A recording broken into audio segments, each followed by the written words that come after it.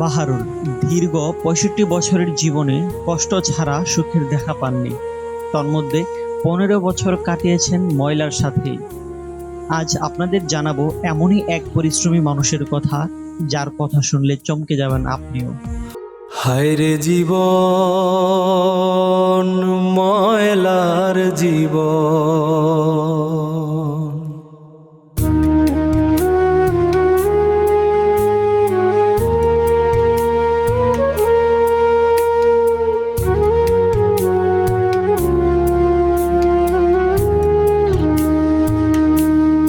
৬৫ বছর বয়সী বাহারুলের পরিবারে আছেন স্ত্রী, সন্তান সহ ৪ জন সদস্য। ভোর থেকে রাত পর্যন্ত চলে তার পরিশ্রম। দুর্গন্ধ আর আবর্জনার মাঝেই কেটে যায় প্রতিটি দিন, কারণ দিনের আয়েই চলে তার পুরো সংসার। আমার নাম বাহারুল। কাজ করতেছি, ৩০ দিনে কাজ করতেছি, বেতন পাইতেছি, চলে বেতন পাইতেছি ১২,০০০। এই যে বোতল বাতল বেশি বেছে ছেড়ে দিয়ে চলে বেশিরভাগ ধরেন আরো আনুমানিক ১০-১৫,০০০ টাকা আসে। আমার ফ্যামিলিতে এক ছেলে এক মেয়ে, মা বাবা আছে দেশে। মা বাবা আমার দেশে জায়গা জমি না, কিছু করে না, দেখছিল বাচ্চাদের শুরু, এই কারণে বাসাতে থাকে। এক সাইড করে বাড়াই কাজ করার লাগে, এই তারা তো কিছু হামকি টামকি নেই, যার দরকারি জিনিস না। ভোরের আলো ফোটার আগেই নিজের ভ্যান নিয়ে কাজে বেরিয়ে পড়েন বাহারুল। শেরপুর থেকে জীবিকার সন্ধানে গত ১৫ বছর ধরে উত্তরার অলি গলি, বাসাবাড়ি আর হোটেল মোটেলের ময়লা সংগ্রহ করেই চলছে তার জীবন। এই ভ্যানই তার পরিবারের একমাত্র জীবিকার অবলম্বন। সকাল ১০টা থেকে শুরু করি ৫টা পর্যন্ত। এমনি কোনো কাজ নাই, কাজে একটাই ডিউটি করা, ডিউটি করে গাড়ি করে জমা দিয়ে আবার বাসা যায়, খাওয়া দাওয়া করে ঘুম।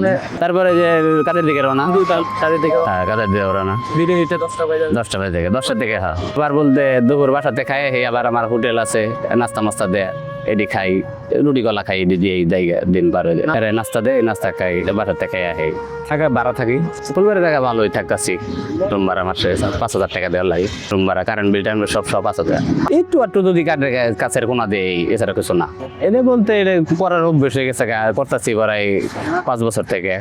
চাকরিটা করতে করতে অভিজ্ঞতা হয়ে গেছে, কন্টিনিউ করতেছি, এটা কোনো খারাপ লাগে। করোনাও গেল, করোনা ভিতরে আমি ঢুকছি, সেক্টরে আছি ওরা 20 জন লোক। আমি তো বাড়ি থেকে একটু চাল মাল আবাদ করে আব্বা চাল মাল নিয়ে আসি, ওদিক দিয়ে একটু সের পাই। আপনি কি বাড়িতে টাকা পাঠান?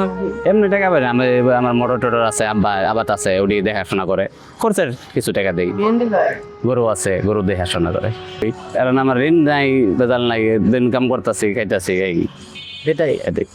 আপনি দেখছি অবশ্যই আপনার এই হাসি আসলে সত্য না মিথ্যা কথা কই, আপনার সাথে তো আপনি আপনার আমার চলাবেন না, তাহলে আমার আমি চলি ভালো।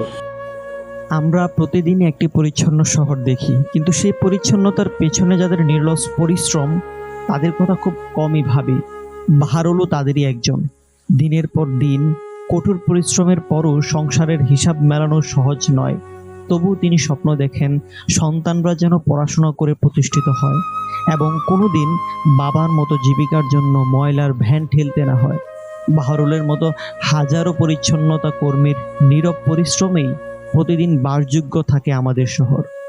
তাদের গল্প শুধু কষ্টের নয়, এটি দায়িত্ব, ত্যাগ এবং বেঁচে থাকার এক অনন্য সংগ্রামের গল্প। ভিডিওটি ভালো লাগলে শেয়ার করুন, আর এমন বাস্তব ও মানবিক গল্প দেখতে হিসাব টিভি সাবস্ক্রাইব করুন।